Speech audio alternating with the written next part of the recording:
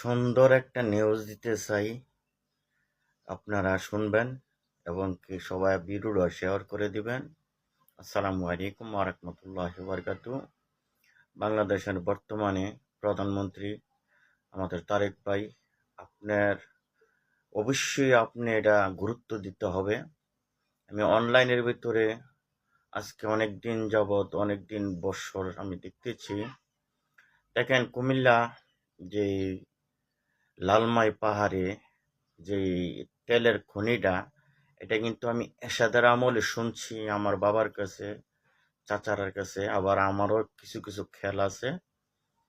তো এখানে যেটা আপনার এই যে কে আসছিল হেলিকপ্টারে, তাও আমার আমার খেয়াল নাই, কিন্তু আমি শুনছি বাবার কাছে, কাকার কাছে, এটারে একটা জ্বালাই করা হয়েছে, ফিস দুনার মতন এরকম দিয়ে এটারে বন্ধ করে রাখছে। কিন্তু এরশাদ সরকারে কিন্তু চাচ্ছিল এটারে একটা মেশিন বাহির কান্ট্রির থেকে আনার, এরকম একটা সিস্টেম আমি শুনছিলাম।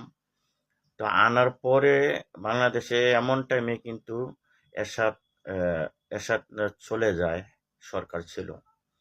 তা আমি চাই বাংলাদেশের এই যে বর্তমানে কুমিল্লায় যে তেলের যে খনি, এখন এটা আমি শুনছি এটার মুখ ছুটলে বাংলাদেশ তেলের নিচে চলে যাব।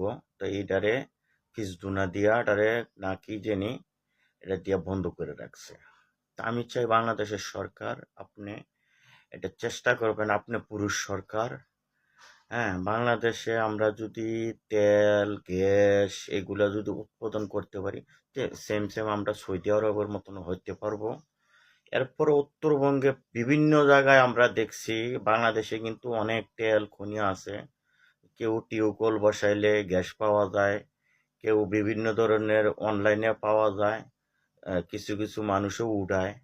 তো এগুলা যদি আমরা বাংলাদেশ থেকে খনি, তেলের খনি বা গ্যাসের খনি এগুলা যদি আমরা পাই, তাহলে আমরা ভারতে যাইতে হবে না, বিভিন্ন দেশের থেকে আমরা কোনো কিছু আনতে হবে না।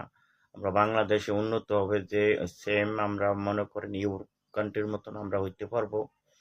তো বাংলাদেশের সরকারের কাছে আমরা 20 কোটি মানুষ সকলে আমরা চাই বাংলাদেশ উন্নত হোক।